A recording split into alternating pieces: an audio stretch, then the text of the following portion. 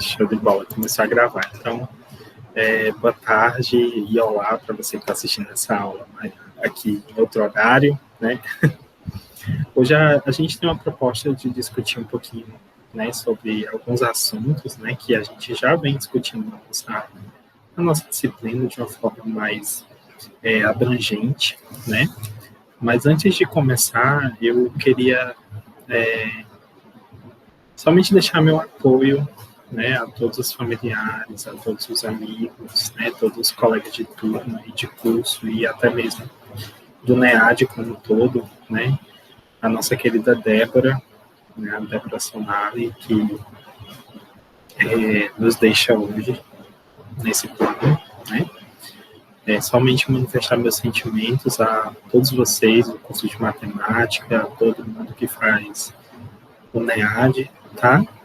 Que a gente permaneça junto, né, mesmo que separado, a gente continue, né, lutando pela vacina para mais pessoas, porque nada me impede de pensar em que a gente poderia estar em outra situação se todo mundo tivesse vacinado, né? E, infelizmente, a gente está perdendo muitos dos nossos, muitos alunos, muitos amigos, né? E cada vez mais fica uma situação muito triste para todos nós, né? Então, por isso, os meus sentimentos a todos vocês, a todos nós, na verdade, né? Então, gente, vamos ver se a gente consegue trabalhar um pouquinho sobre o que a gente pensou aqui, tá? Então, a ideia, na verdade, é que a gente possa pensar um pouco sobre o trabalho pedagógico, no sentido que a gente possa contemplar diferentes perfis de aprendizagem nas nossas salas de aula. A gente percebe, obviamente, né, que existem muitos professores que têm cuidados, obviamente, né, de pensar em como podem melhorar suas aulas, como podem contemplar as mais diversas especificidades e diversidades que existem dentro dela, e nada mais interessante do que a gente problematizar um pouco sobre isso, né? Que eu, inclusive, agradeço às meninas por estarem aqui hoje. Nós temos Jamila, Natália, Andressa e Paloma. Quatro alunas, 2 tutoras. Mas, se Deus quiser, chega mais gente e vão poder assistir essa aula depois também, né? O outro pessoal. Então, vamos dar uma adiantada aqui. Então, é preciso que a gente pense no espaço escolar, né, para conceber diferentes estratégias, diferentes perfis.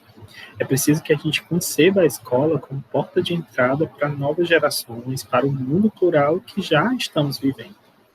Eu acho que tem esse material, né, que eu tirei alguns excertos na nossa biblioteca da terceira unidade, tá certo? Que vocês podem dar uma olhada depois. É preciso que a gente lutamos para vencer a exclusão, a competição, o egocentrismo e o individualismo em busca de uma nova fase de humanização social. Hoje a gente percebe, para além do ensino à distância, né, em que nós estamos inseridos, que é pensado e feito nessa modalidade, a gente tem um reflexo, por exemplo, no ensino remoto emergencial, né, que assola muitas das nossas práticas, inclusive de vocês. Eu acredito que muitos aqui, né, já têm alguma experiência, já estão atuando, nem que seja em programa, né, em programas como, por exemplo, residência pedagógica, PIBID, né, entre outros. Então, faz parte da nossa vida escolar pensar para além dessas telas, né? Será que, de fato, a gente dá para conhecer a realidade de todos os nossos alunos? Né? Por exemplo, eu mesmo me coloco no lugar de professor aqui, de uma turma com mais de 190 alunos, né? Então, aqui eu fico pensando algumas vezes, será que eu estou sendo o mais próximo possível para eu conhecer a realidade dos meus alunos? Será que eu consigo, né, estar disponível dentro de um sistema em que eu possa dar amparo o suficiente para os meus alunos? E mais ainda, como a gente pode chegar nos nossos alunos, fazer com que eles assistam um vídeo como esse ou participem de um momento síncrono, né, Geisa? A gente está aqui nesse momento síncrono todas as sextas-feiras, no quase sextou de muita gente, e Tem muita gente aqui que vem e outros que não conseguem por conta do trabalho, tem N motivos, né? Mas a gente está aqui com o nosso compromisso de tentar ficar o mais próximo possível da realidade de vocês, da gente poder colaborar, né? E talvez esses momentos síncronos são muito bons, porque quem participa, né, a gente consegue interagir bem mais. E eu agradeço muitíssimo por quem vem. Acho que a gente precisa também superar os males da contemporaneidade, né, pelo ultrapassamento de barreiras físicas, psicológicas, espaciais, temporais, culturais e, acima de tudo, garantir o acesso irrestrito de todos os bens, de todos, aos bens e às riquezas de toda sorte, entre as quais temos o conhecimento, né? Obviamente, a gente pensa hoje, né, nessa situação em que a gente está vivenciando, né, que as nossas práticas realmente refletem muito, né, do que a gente pensa sobre a nossa sala, sobre as concepções de ensino que a gente quer levar para as pessoas, né?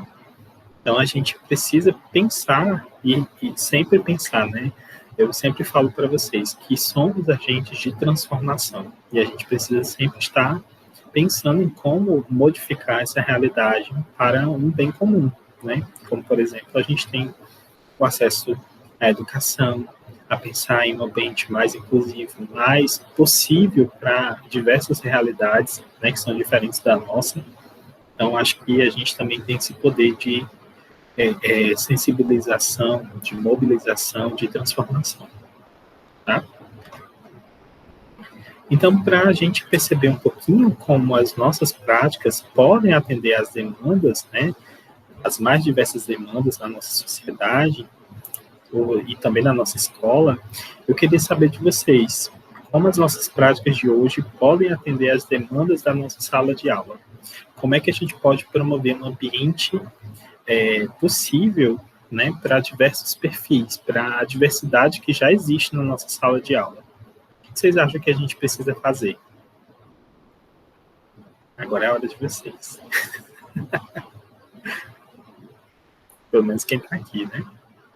E para quem não está, por favor, comente aí nessa aula que você está vendo agora. Muito importante. Meninas, alguém?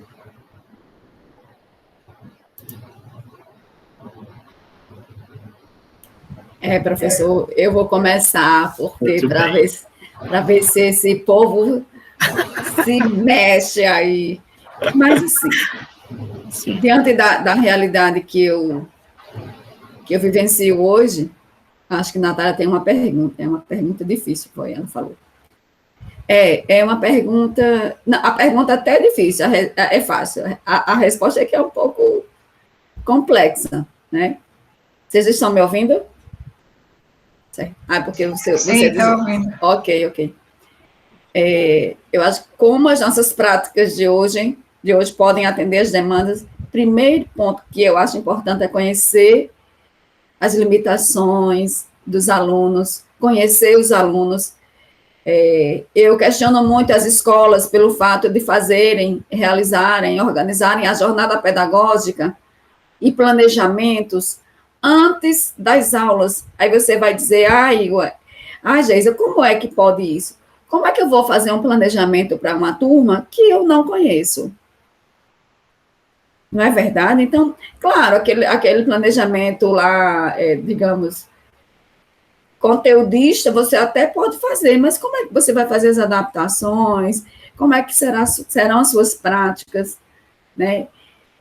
É muito difícil, tem que conhecer a realidade do aluno, tem que conhecer as dificuldades dos alunos, tem que levar em consideração precisa ter esse olhar, porque não é só conteúdo, a gente percebe hoje nas aulas remotas, se fosse só conteúdo, não é, professor, seria muito, muito mais fácil, porque a gente poderia mandar qualquer filme, qualquer vídeo, estuda aí, amanhã vai ter uma prova, mas não é assim. Por isso que a gente sofre tanto com essa pandemia nessa distância, porque sangue de professor é um negócio que ninguém consegue entender e muito menos explicar.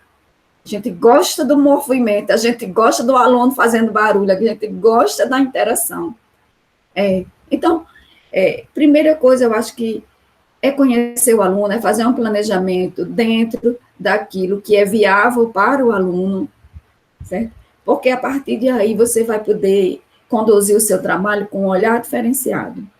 E, obviamente, teremos resultados diferentes. Se o professor ele tem a noção do valor e da importância que ele tem, da missão que ele tem, ele vai fazer isso com muita cautela, com muito amor e com muito carinho. Então, primeiro ponto eu diria, conhecer o aluno, né? Conhecer aquela primeira semana que você precisa entender, e aí você vai fazendo as suas adaptações, os seus replanejamentos. Bem, se alguém quiser continuar aí. Alexandre chegou. Oi, Alexandre. Oi, Alexandre, boa tarde. Alexandre responde essa pergunta. Olha aí, o que você acha, Alexandre? Já chega logo com uma bomba. Eu acho é pouco. Gente, ó, enquanto o Alexandre vai se preparando aí para responder a pergunta dele, eu queria deixar registrado, ó, para se vocês quiserem, vocês podem se manifestar aí através desse site, tá? canva.live, aí bota esse código e vocês podem responder anonimamente para a gente discutir aqui, tá? Se não quiser expor aí, fique à vontade. Eu coloquei no chat também. E aí, Alexandre? Ok. Essa história de microfone tá com problema. Às vezes eu acho que é mentira. Tô brincando, viu? Até mesmo a Andressa, né, falou aqui no chat, estava vendo aqui, que é muito difícil, eu estou sentindo muita dificuldade na atividade por isso. Atender todos os alunos, planejar uma aula para que todos possam interagir, as limitações são diferentes. Eu não sei, vou ter que pensar muito. Exatamente, acho que, Andressa, você está fazendo um movimento, o primeiro movimento que é o mais pertinente e necessário, é que você possa discutir, né, refletir sobre a sua prática. E já a Geisa já deu uma dica excelente da gente poder conhecer inicialmente o nosso alunado, né? A gente precisa, né, obviamente, sempre pensar em que planejamento eu posso fazer para aquela atividade, né, para aquela turma. Por exemplo, aqui a gente está em uma quantidade reduzida de pessoas, né? Nós temos somente 8 pessoas na sala, mas a gente consegue interagir no chat de forma muito mais fácil. Por isso que eu pensei em uma estratégia como essa que poderia adaptar para uma realidade um pouco maior de alunos, né? Que a gente poderia filtrar as perguntas ou as respostas de vocês, né? Então, nesse sentido, a gente percebe que um passo importante seria conhecer a realidade em que nós estamos, né? Mas quando a gente pensa em uma realidade diferente, a gente tem alguns perfis que a gente pode encontrar, por exemplo, das pessoas com deficiência. Mas, Epson, quer dizer que todas as pessoas com deficiência vão ser as mesmas pessoas, a mesma forma de adaptar, a mesma forma de dar essa aula? Claro que não, meu amor. Se você está pensando assim, então bem-vindo à docência, certo? Esse é o curso que você vai se deparar com atividades de pré-planejamento, né? E também de replanejamento. Não é isso, gente? Gente, professor é uma pessoa que precisa estar replanejando constantemente.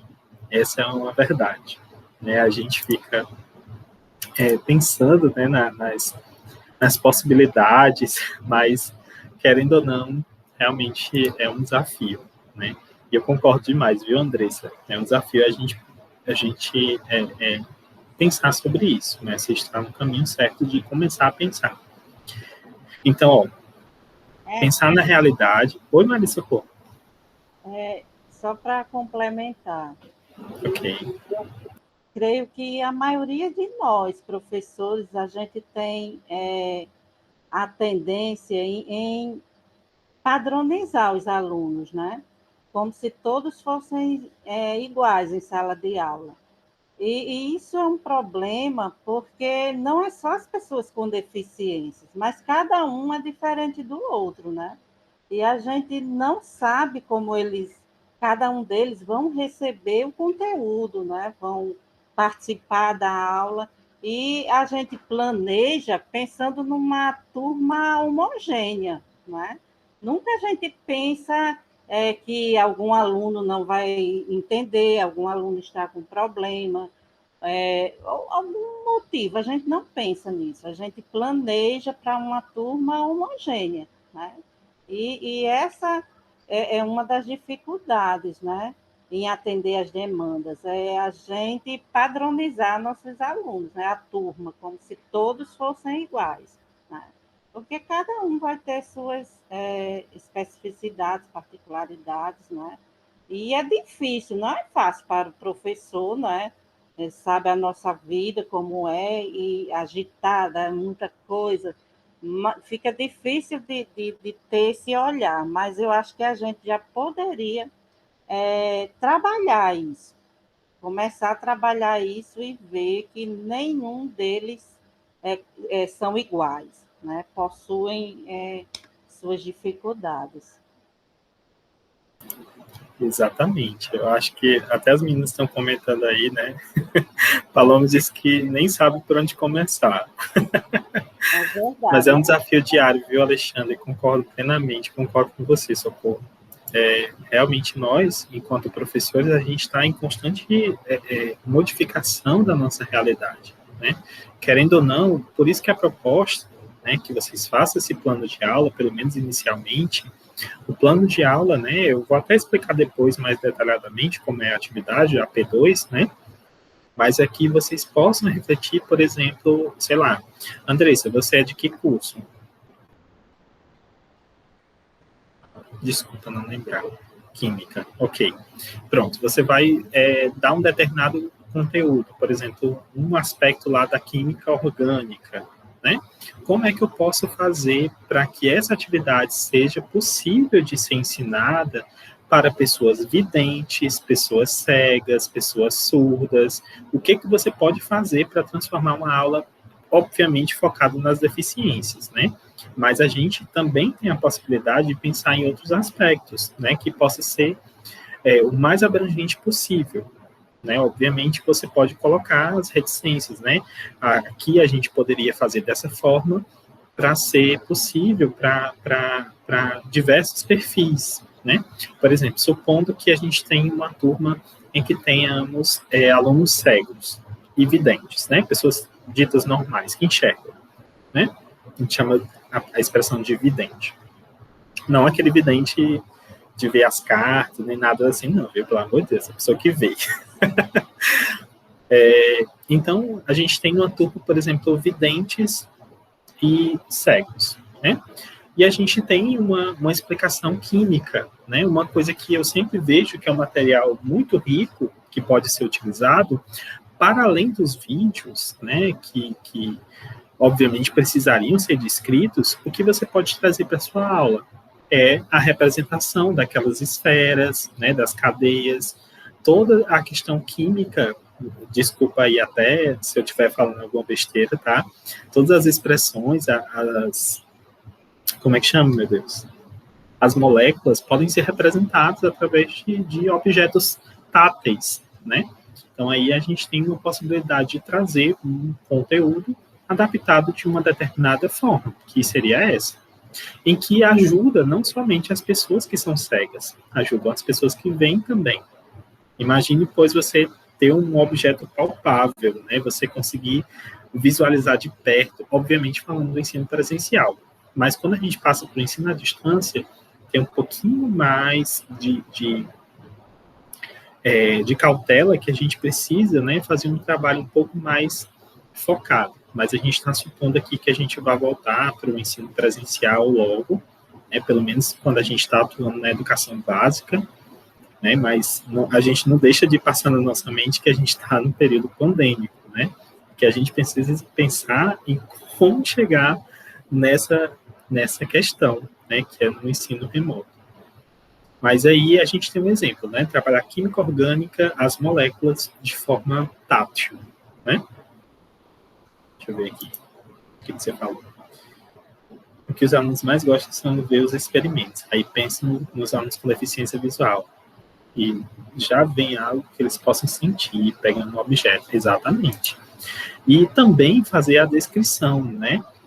Você sempre se importar com esse aspecto. Às vezes você não vai ter uma pessoa diretamente, sei lá, uma pessoa que possa estar com a atenção mais direcionada para ele. Mas você pode explicar os conteúdos, né? Obviamente, o que for seguro, passar para a mão deles, né? O que for possível, na verdade, que existem, obviamente, reações químicas que você não pode mostrar sem EPIs, né? Por exemplo, sem luva, sem óculos, né? Por mais que a pessoa insista, né? Você precisa ter esse cuidado também. Mas aí vai da escolha do conteúdo, porque escolhendo o conteúdo, você escolhe a abordagem, escolhe as estratégias que pode ter para tudo isso. Então, é uma estratégia que pode contemplar pessoas que são cegas e pessoas videntes. E no caso das pessoas surdas, né? Se tiver na sua sala, aí a gente pode contar com o serviço de tradutor e intérprete, né? Além de que você também pode usar de recursos imagéticos, ter a projeção da reação, né? Ter um ciclo lá, por exemplo, e você fazendo na hora, um passo a passo, né? E por aí é uma estratégia possível, tá bom? Então não é tão difícil quanto você está pensando, não, viu, Andressa? Vai dar certo. Oi, Maria de Socorro. Eu tive uma aluna com deficiência visual e a gente teve todo acompanhamento, assim, orientações de Judaí, né, na UERN, mas eu não me detive à questão do filme, entendeu? Então, eu trouxe um filme para eles e, na hora, quando eu comecei, né, a passar o filme, foi que eu me lembrei que ela estava na sala, não é? E que precisava estar acompanhando como os outros o filme. E eu fiquei apavorada, sabe? Porque eu não lembrei, porque não recorri ao DAI, orientação e tudo. E daí uma pessoa que estava na sala, que já tinha trabalhado, já tinha no ano anterior, né? Passado o filme na sala e com ela, aí falou, professora, utilize a audiodescrição. A senhora escolhe, a cada 5 minutos, pare e narre para ela, né? Explique o que está acontecendo. Então, foi um desafio para mim, sabe? Tive que fazer isso, o filme demorou bastante, mas aquela menina merecia ser incluída, né? Ela não estava ali, né, para nada, apesar dela ouvir, né? Mas fica difícil para ela acompanhar, né? Como os outros. Então, é um desafio mesmo. A gente tem realmente que procurar orientações, criar estratégias para incluir esses alunos, porque senão a gente deixa mesmo eles ser apenas, né, um participante, mas não efetivo, né? É verdade, viu, Socorro? Eu acho que você fez certíssimo, né, de pensar nessa estratégia, né? Obviamente, quando a gente fala sobre audiodescrição, é até mesmo a área de estudo, tá, gente? É um processo técnico em que, basicamente, você faz uma descrição do que está acontecendo. Mas, Epson, eu vou ter que dizer tudo tintim por tintim? Não. Geralmente são informações que são mais importantes para compreender o significado do que está sendo passado, né? Então, aí a gente tem... Oi? Oi, Maria, pode falar. Não, disse, é isso mesmo. Não precisa escrever tudo, mas os principais para que ela possa compreender, né? Pronto. As principais, cores. Sim, exatamente. Então, aí a gente tem um exemplo, né, de estratégia que foi adotada, mesmo Maria de Socorro sem ter uma competência técnica, por exemplo, para isso, né, mas ela fez uma estratégia que seria de fazer uma explicação sobre a cena, o que de fato chamava a atenção, por exemplo, né, então aí a gente tem um recurso que vocês podem utilizar, né, quando se depararem com uma situação como essa. Uma outra dica, por exemplo, que poderia ser feita conforme vai passando o filme, né, obviamente pode fazer as pausas, né, mas você pode ir descrevendo na medida em que for passando. Você senta perto da aluna, né, no caso, o ensino presencial, porque eu sempre tô comparando, né, gente? A gente, obviamente, tem aí uma situação em que a gente está pensando num caráter presencial, tá? Você pode sentar perto da pessoa, né, com deficiência visual, e fazer uma descrição básica, rápida. Olha, tem um homem com roupa X, ou uma cena que é muito impactante, ou que tem somente recursos visuais, né? Então, você pode descrever esses momentos. Você já viu aquele filme de uma criança que a professora pede, uma criança com deficiência visual, e a professora pede para ela escrever uma dissertação sobre as cores das flores? Já vi, é um filme, assim, belíssimo. Como belíssimo. Ele escreve, né? Já que ele nunca viu, como ele ia saber as flores, né? Sim. Tu recorda o nome, Maria de Socorro? A gente pode até colocar depois. Ele é espanhol, acho que é Las Cores de las Flores. As cores das flores, Show de bola, pronto. Vou dar uma pesquisada e colocar lá pra gente. Alexandre, tá inscrito? Eu tenho ele, viu? Tem? Opa! Manda aí o link pra gente. Certo. Faz tanto tempo que eu acho que não tem. Vou olhar aqui na minha galeria, mas ótimo. Eu tenho. Tá inscrito não, Alexandre? A mãozinha tá levantada.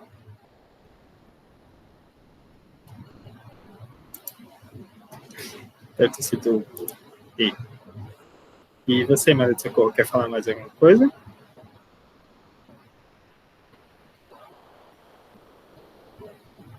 Maria de Socorro. Tá levantada? Oi? A mão tá levantada, porque eu não... Tá. Pronto. Deixa eu ver aqui. Alexandre tá dizendo que não. Tá certo. Eu vou abaixar aqui. Então, gente, dessa forma a gente pensou que em algumas situações em que a gente pode atender algumas das especificidades, né? Obviamente, eu vejo, assim, umas questões um pouco mais difíceis, né, de um professor sem conhecimento algum, digo, sem conhecimento técnico, tá, gente? Conhecimento vocês têm. Por exemplo, alunos cegos, alunos com deficiência intelectual e também alunos surdos. Eu acho que realmente a gente se depara com situações que é um pouco mais complicada de você, sem um suporte mais técnico, você saber lidar com essas situações, né? Mas, por exemplo, os surdos, realmente, aí a gente tem um caráter um pouco mais complicado, né? Que envolve outra língua, geralmente. Obviamente, tem aqueles surdos, né? Que têm oralização ou fazem uso de leitura labial, aí você pode adaptar para essa realidade. Mas aqueles que somente usam a língua de sinais, pode ser que seja um pouquinho mais difícil somente para você poder ministrar de uma forma um pouco mais específica, né? Por isso que a gente precisa de outros profissionais, como os tradutores e intérpretes. Aí aqui a gente só tem uma visualização sobre a nossa questão, né, de como atender a várias especificidades, né, as demandas que existem na nossa sala de aula. Mas isso aí não para por aí, viu? A gente sabe que tem muitos detalhes ainda que podem fazer toda a diferença, né? E aqui a gente vai dar algumas considerações, fazer algumas considerações sobre isso. Então a gente percebe, né, que todos, né, podem aprender, mas obviamente a gente tem que compreender que todos aprendem de um jeito e de um tempo, né, que são específicos deles. Então, sendo que as dificuldades, as deficiências e as limitações precisam ser reconhecidas, mas não devem conduzir ou restringir o processo de ensino, tá? Por mais que eu entenda que aquele aluno, por exemplo, ele tem uma determinada limitação, eu não posso simplesmente adaptar tudo, né, para aquela realidade, fazendo com que ele não possa enxergar outras possibilidades para senão uma determinada atividade, um determinado aspecto mais específico. Tá? Então, a gente precisa pensar que até mesmo a nossa avaliação deve ser contínua, né, que a gente deve oportunizar momentos em que a gente tenha muitas outras possibilidades de acompanhar esse aluno e essa aluna, tá? Uma coisa que é muito importante a gente sempre pensar é na independência e também na autonomia e na superação desses alunos. Acho que a gente não é priorizar o conteúdo em si, né, com esses alunos, mas tentar trabalhar esses aspectos. Acho que os processos de aprendizagem que valorizam, né, as diferenças e não a discriminação são bem mais eficazes, e a gente pode, inclusive, evitar comportamentos de dependência ou passividade dos alunos, por exemplo, né, que estão sendo incluídos. E às vezes a gente tem até mesmo um aspecto de rotulação, de divisão da turma, né, que às vezes não é tão importante e também às vezes até mesmo atrapalha o desenvolvimento desses seres, tá? Então, por isso que a gente precisa refletir. Uma dica importante é a gente trabalhar em conjunto, né? A gente potencializar, por exemplo, algumas relações de troca de experiência, em que podem ter ajudas mútuas, né? Em que podem facilitar até mesmo de forma a aprendizagem colaborativa. Por exemplo, às vezes a gente tem alguns alunos que têm um pouco mais de dificuldade em um determinado assunto, e às vezes um colega junto pode auxiliar nesse processo. A gente vê isso que acontece, é uma forma até mesmo efetiva, muitas vezes acontece bastante, né? Não sei se vocês já deram as aulas, né, para dizer assim, olha, fulano vai ajudar ciclano, né? Ou então a gente vai fazer em dupla agora essa parte da atividade. Talvez, às vezes, nesses momentos, a gente não precisa de estratégias mirabolantes, mas a gente pode simplesmente fazer uma estratégia, por exemplo, de colocar em duplas, né? Por exemplo. Deixa eu ver aqui. O André fala, né? Me preocupa em atender todos os alunos, principalmente os que são deficientes, porque têm suas limitações. Eu já vi de perto a exclusão. Poucos são os professores e colegas de sala que se preocupam com eles. Espero futuramente ajudar meus alunos. Caso eu tenha alunos com limitações, alunos com possibilidades diferentes. Ensinar a interagir com eles, estimular suas habilidades, incentivar a turma, interagir com eles, participando em grupo, ótimo. Isso aí, Andressa, eu acho que já é um princípio básico para você compreender e melhorar suas aulas. Isso é completamente compreensível, né? Essa preocupação, de fato, você traz a realidade. Quando a gente se depara aí com essa situação, né, em que a gente vê muitos casos, então a gente tem realmente que pensar o que de fato eu, como professora, o que eu posso fazer para melhorar minha sala de aula, minha escola. Eu posso começar com atividades simples, né? Eu quero fazer com que fulano consiga responder essa atividade de forma efetiva. Aí você vai conseguir comemorar os pequenos passos. A gente não vai chegar e já está aí tudo pronto, tudo perfeito, tudo maravilhoso. A gente vai se frustrar sim, tá? Uma coisa que a gente vai aprendendo a replanejar, repensar, né? Por isso que é importante a gente fazer planejamento, pré-planejamento, conhecer a nossa realidade e propor a partir disso, tá? Então, não se agonie, como diria o povo, né? A gente está no processo, certo? Mas só de você pensar já é mais de 50%. Isso eu tenho certeza. Obviamente, quando a gente fala sobre a inclusão na sala, né, a inclusão não prevê a utilização de práticas de ensino escolar específicas para esta ou aquela deficiência, mas sim recursos, ferramentas, linguagens, tecnologias que possam diminuir e também ou eliminar as barreiras no processo de ensino-aprendizagem.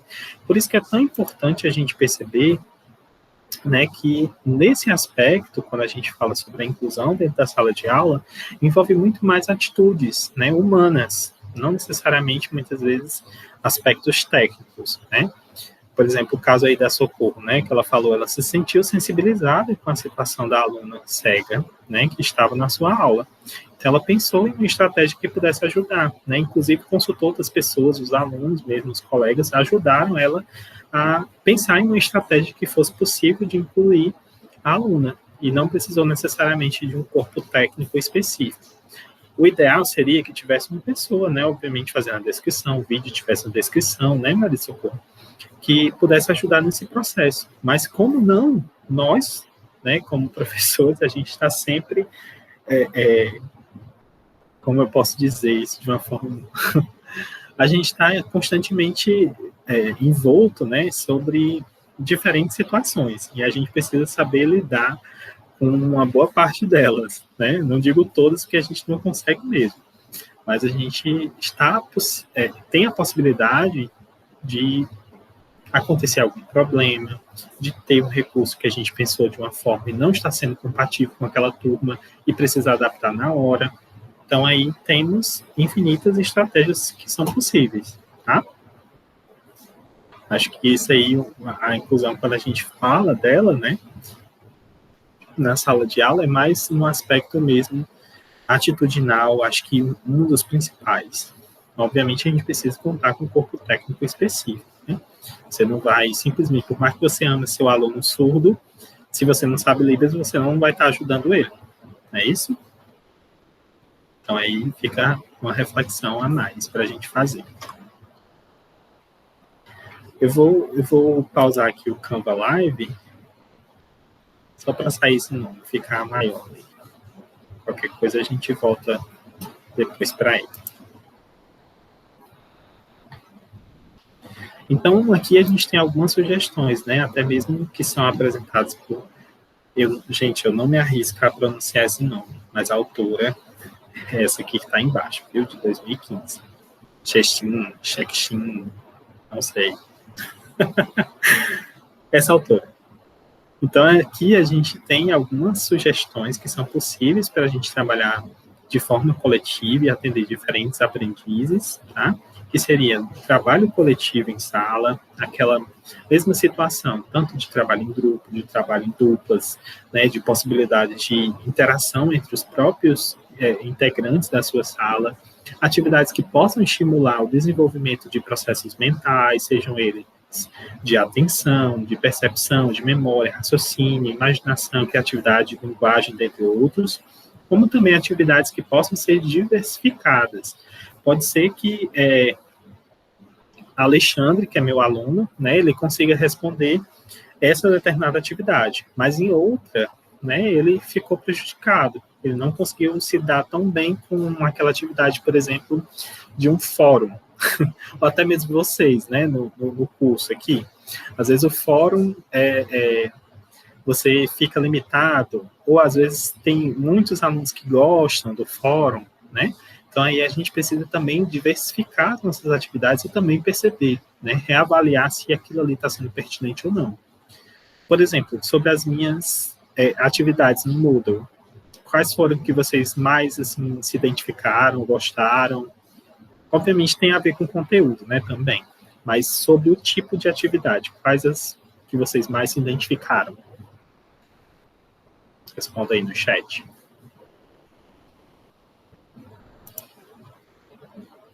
A gente teve o resumão, né, que foi o questionário, a gente teve fórum, a gente teve quiz, né, aquele que foi em outro site. Pronto, ó, o Paloma dizendo aí que foi o resumão. Teve o seminário também. O seminário parece que muitos não gostaram. Mas foi importante. Ver vocês também é legal, viu?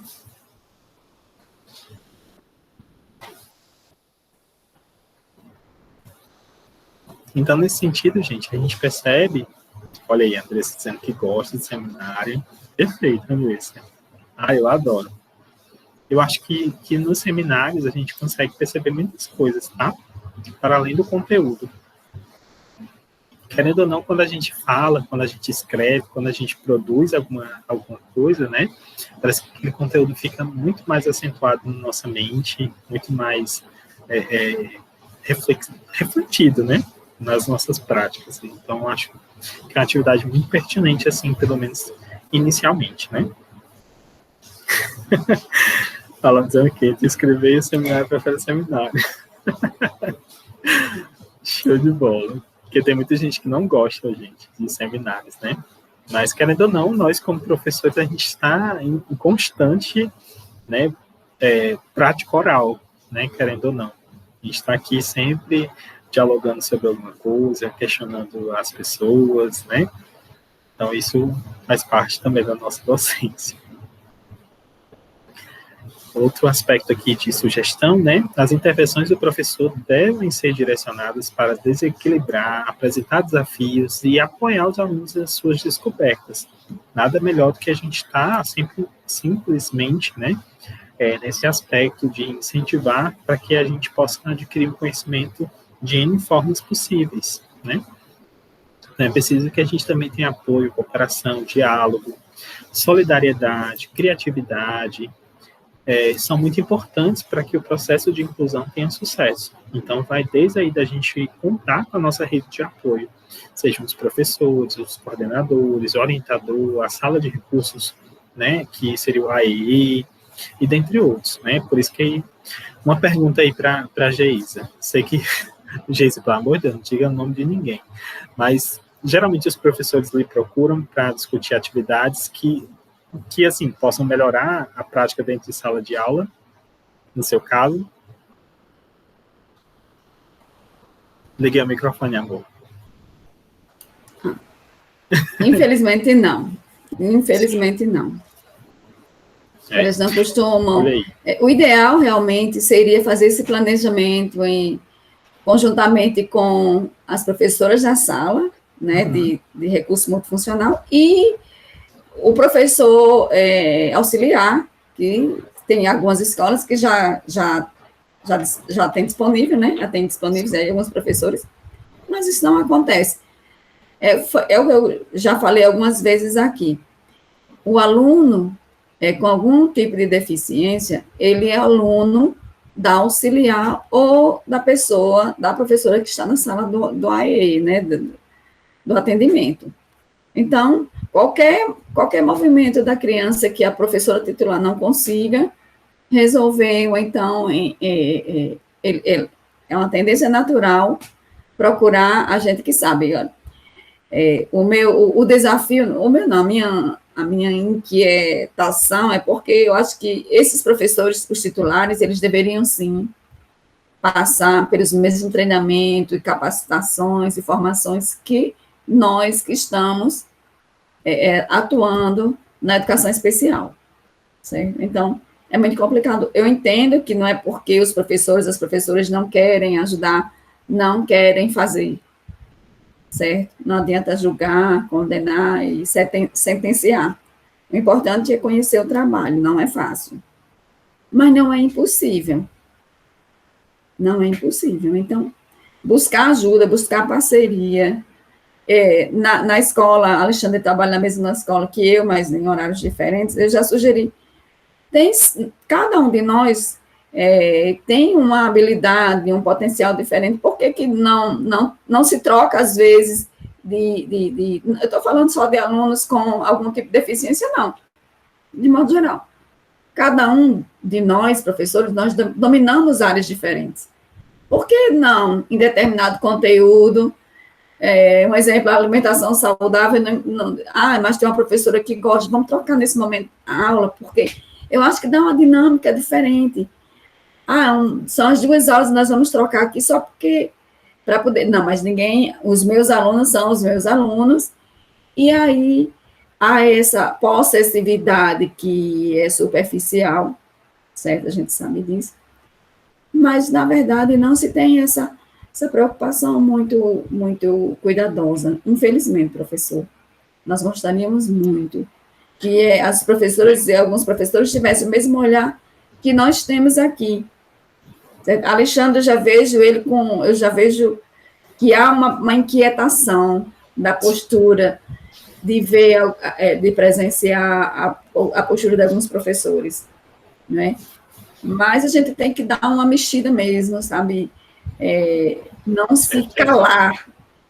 E aí o falar dentro da escola, mobilizar a equipe gestora, precisa ter coragem, porque comprar uma briga, para muitos, acham que é desnecessária, mas eu gosto muito. Eu gosto de colocar lá aquele olhar, e se fosse seu filho, você gostaria que isso acontecesse assim, assim? Então, vai assim, eu acho que é no alvo de cada um de nós.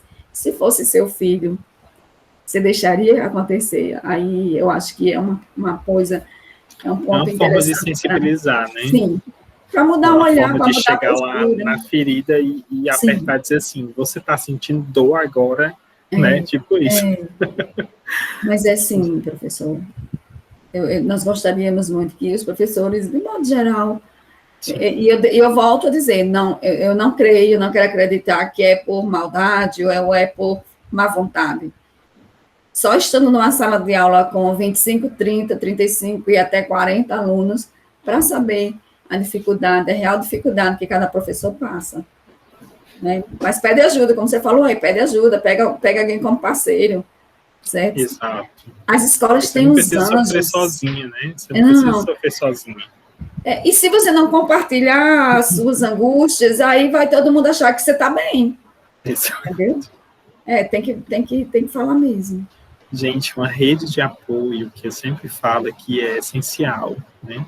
Acho que, Geisa, você nos agracia muito com a sua experiência aqui na disciplina. Obrigada, professor. Eu acho que é muito massa essa troca de informações, porque justamente a gente está vendo a realidade, por exemplo, você atua diretamente na educação especial, de uma realidade escolar, né, que está passando por N situações, né? Então, professoras que estão aqui, né, professora Jamila, professora Maria das Graças, professora Andressa, professora Paloma, tenham atenção aos seus alunos, né? E se não conseguir, não achar que está dando certo, procurem outras pessoas, procurem profissionais, procurem a internet, né? Às vezes você encontra um vídeo, consegue aprender uma determinada estratégia, uma coisa que você pode adaptar na sua aula, né? Obviamente, você precisa de ajuda, né, especializada, né? Muitas das escolas têm um AEE, por exemplo, né? Que a gente pode contar com muitos desses profissionais, né? Então, aí fica a dica que vocês procurem ajuda, né? Caso se sintam, assim, sensibilizados, né? Não precisa, às vezes, assim, a gente... Acho que é necessário, sim, em algumas situações, botar o dedo na ferida e dizer assim, e se fosse seu filho? E se fosse você precisando aprender esse conteúdo? Como é que você sairia? Né? Então, acho que a fala de Geisa é muito pertinente nesse sentido, viu, Geisa? Muito obrigado por estar aqui, minha querida. Imagina. Viu, professoras? Fiquem atentas aí, viu? As experiências da Geisa, Socorro, Alexandre. Que massa. Outro aspecto também que a gente traz de sugestão aqui, né, que os alunos devem ser avaliados pelos progressos que alcançam, né, nas diferentes áreas do conhecimento, considerando o que tem de talento, o que tem de potencialidade, habilidades naturais e construção de todo tipo de conhecimento escolar.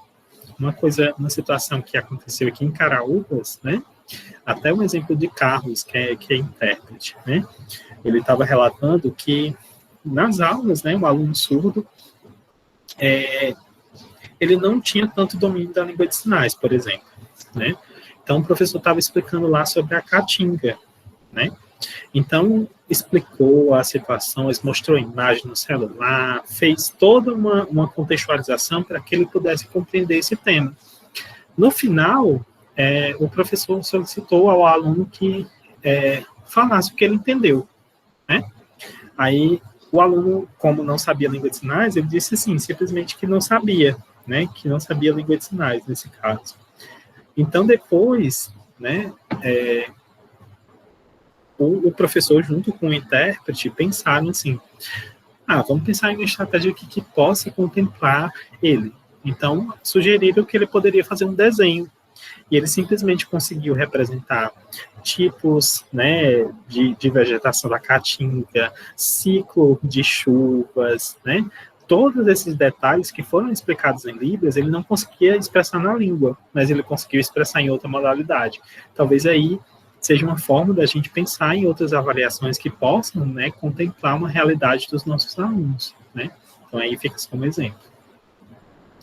Assim como também a gente precisa pensar nos instrumentos, nos registros, as anotações diárias, nos portfólios e demais arquivos de atividades dos alunos, né, que possam ser usados, né, para a gente trazer dados, impressões que sejam significativas até mesmo do cotidiano e da aprendizagem deles, Então, aí, a gente tem a possibilidade. Muitos professores faziam isso, eu estou dizendo de um aspecto um pouco mais retrógrado, né, de fazer visto no caderno.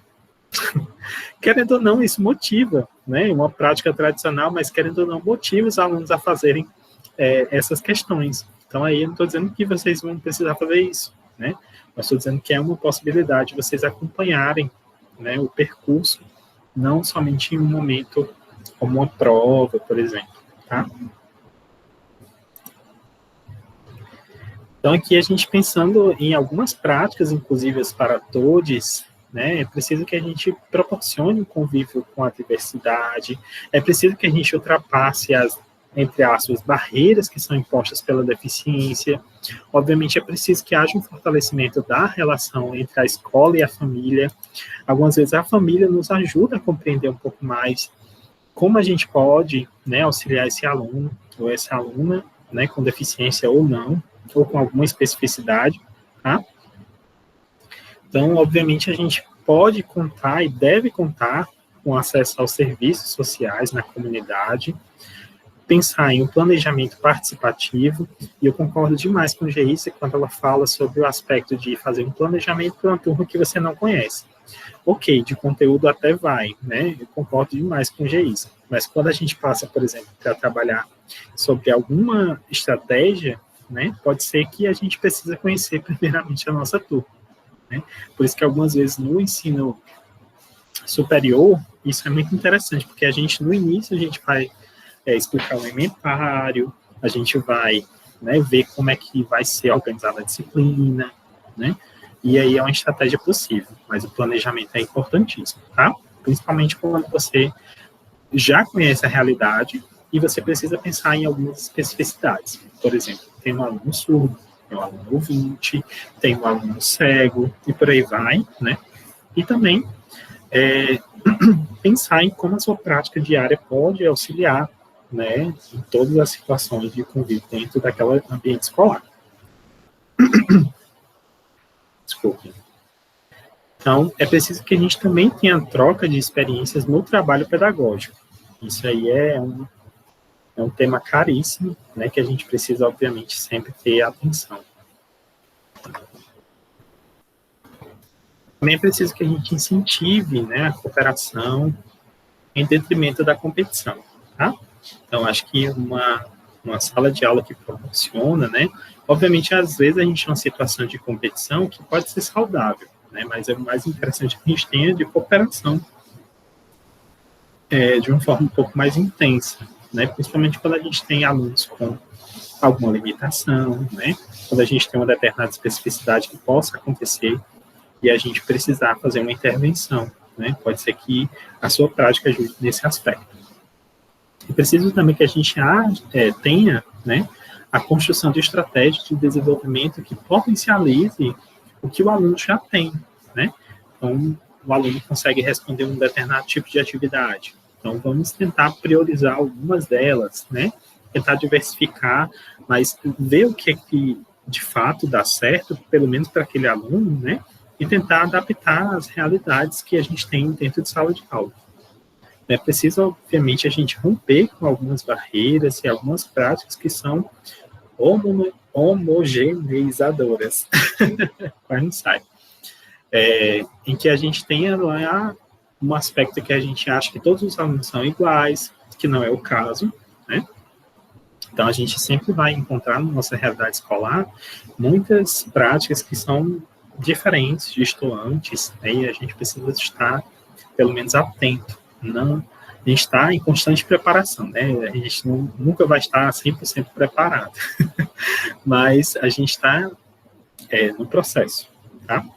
E a gente precisa pensar no que, de fato, pode ser interessante para a nossa realidade, certo? Então, aqui é somente algumas considerações que a gente faz sobre. Então, eu queria só saber aí de vocês, além de tudo isso aqui que a gente falou, vocês acham que o que é mais preciso, né? Para a gente ensinar para todos.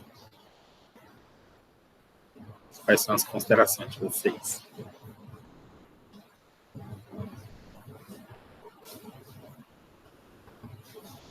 Todo mundo foi jantar.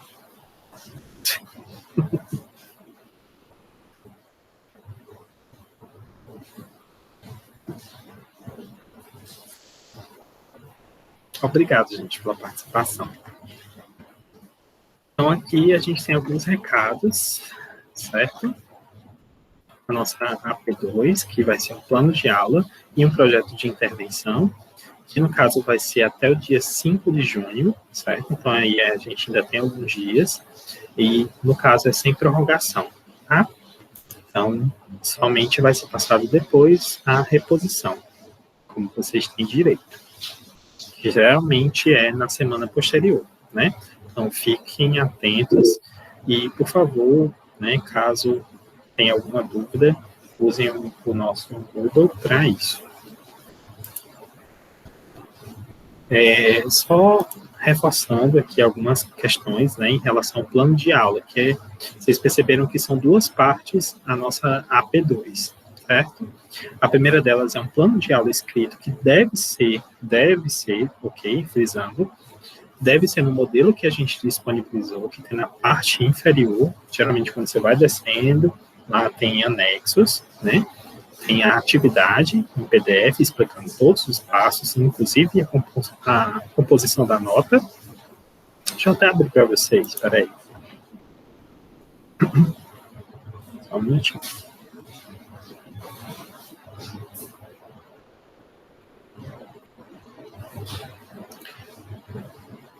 Acredito que vocês estão vendo, tá?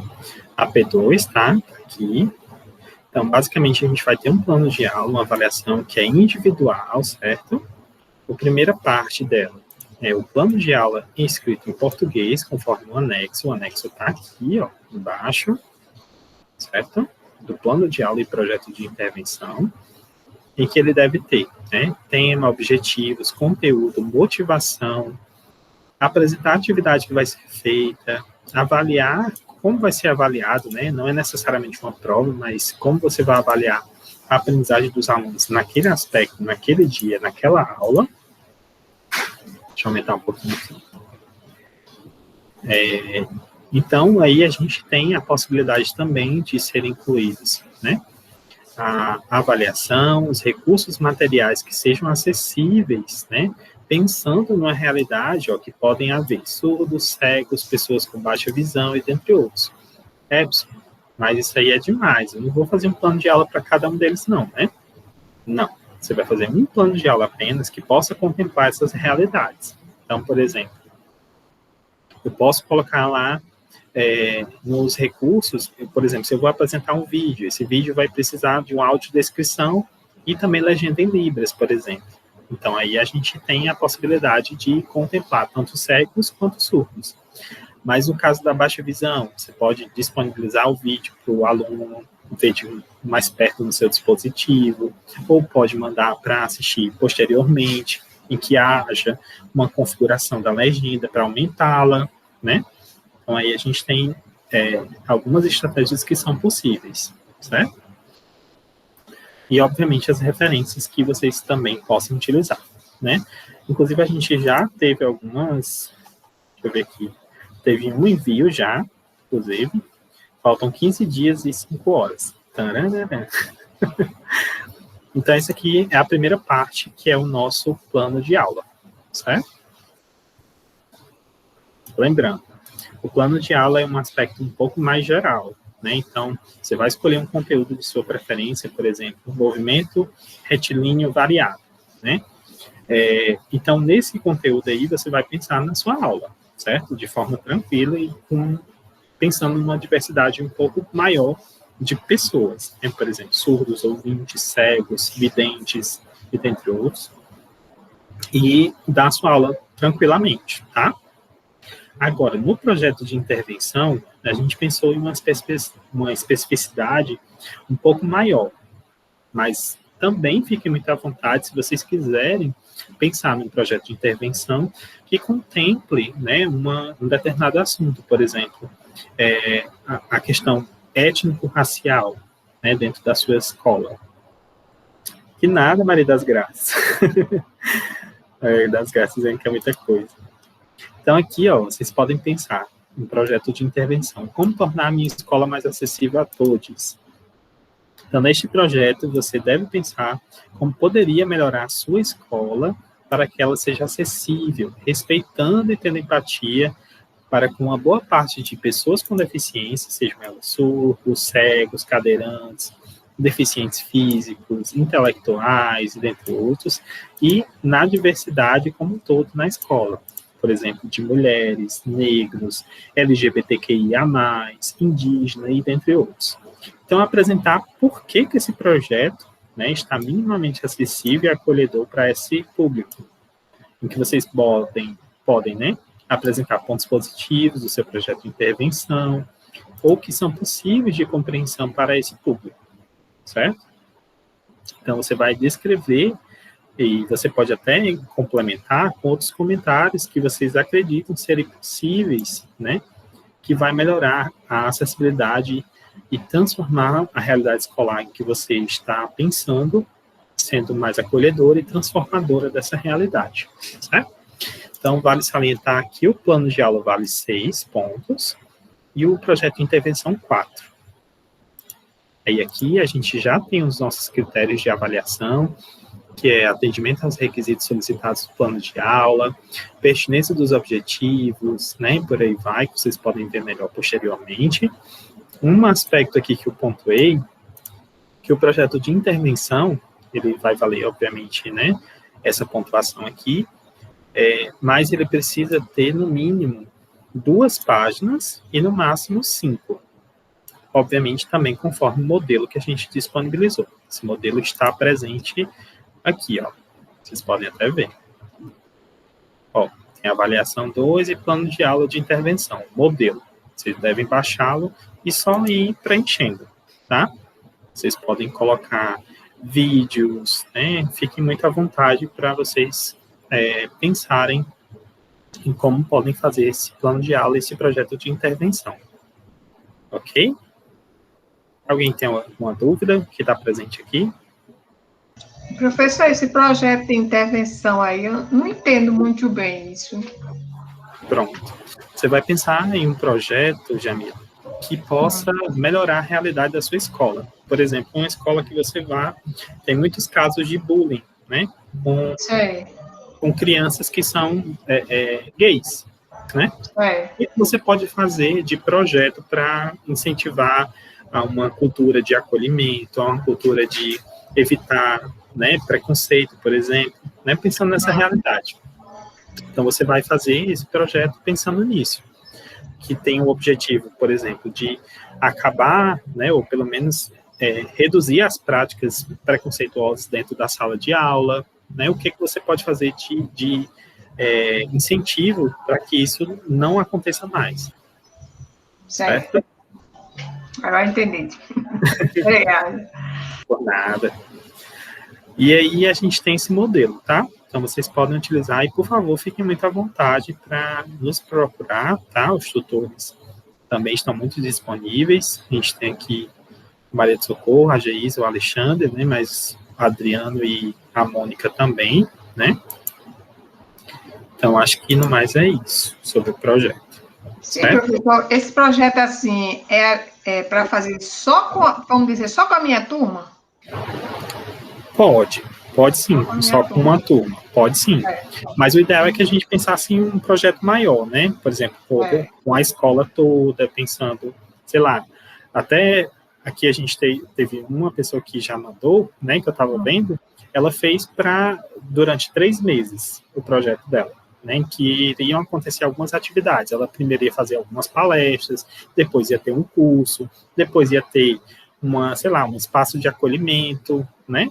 Aí o projeto é de vocês. Vocês realmente pensam de uma forma mais abrangente, tá? Tá certo. Diga lá, Socorro. Só para complementar também, que é a dúvida da aluna. A gente pode estar trazendo, né, vocês, o que já foi visto, né, nas aulas. Por exemplo, um projeto de tecnologia assistiva para a escola, né? Porque o projeto de intervenção é uma contribuição que você vai deixar para a escola. Por isso que não é legal fazer só para uma sala, né? Porque seria legal para a escola. Construir jogos, né? Jogos que incluam crianças com deficiência visual, né? Surdos, e incluam todos, né? Que tanto a criança, né, sem deficiência como a com deficiência podem estar juntos fazendo, né? Então, o projeto de intervenção é essa contribuição que você tem que deixar para a escola. Né? Exatamente. Olha aí, o pessoal, por exemplo, de computação, pode desenvolver um aplicativo, não sei, que possa colaborar nesse processo, né? Acho que bem interessante mesmo, o que você falou, Socorro, que pode ajudar até mesmo a outras práticas, né? Querendo ou não, isso ajuda demais. Acho que até Maria das Graças é de computação, se eu estou enganado. Quem é de computação aqui? Boa noite, não. Sou do curso de Física. É de Física, confundi. Desculpando aí, querida. Então, e a gente tem algumas possibilidades, né? De fazer aí que, obviamente, sei lá, Paloma aí, sei lá, fazer um projeto com o TikTok. Não sei. Pode ser que seja possível, né? Fazer práticas dentro do TikTok, não sei. Seria massa, viu? Quero ver esse projeto. Então, acho que deu para entender, né, gente? Ficou mais claro agora? Ficou. Perfeito. Show de bola. Então, se tiver alguma dúvida, gente, podem entrar em contato, certo? A gente está sempre disponível para ajudar vocês. Às vezes a gente não olha diretamente, né? Mas sempre eu estou aqui logando no Moodle, né? Para ver as dúvidas. Então, se vocês tiverem alguma dúvida, por favor, tentem entrar em contato. Lembrando que a gente tem 15 dias ainda, né? Então, dá tempo para vocês fazerem essas duas atividades, tá bom?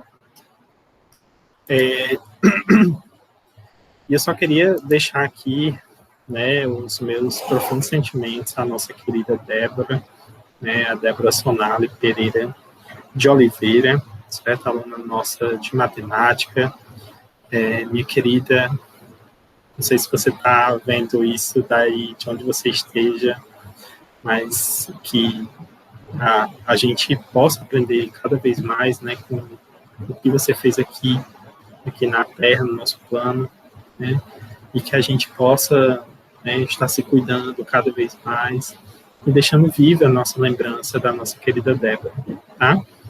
Curso de matemática, meu sincero, né, abraço para vocês, e a gente lute por vacina, que a gente não morra mais para esse vírus maldito, tá?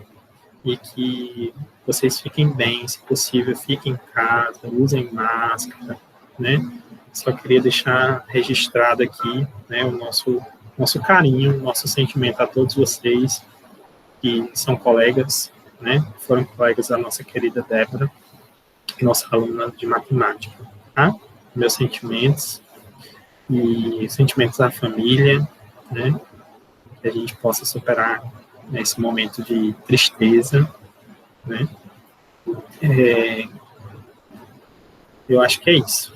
Então, eu encerro por aqui a nossa aula de hoje, tá?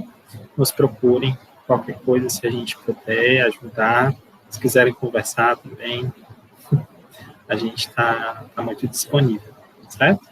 Então, fiquem muito bem, tenham saúde, viu? Obrigado, Geisa, obrigado, Socorro, obrigado às meninas que participaram. E é isso. Certo. Boa noite. Boa noite, Jamila. Tchau, tchau. Tchau.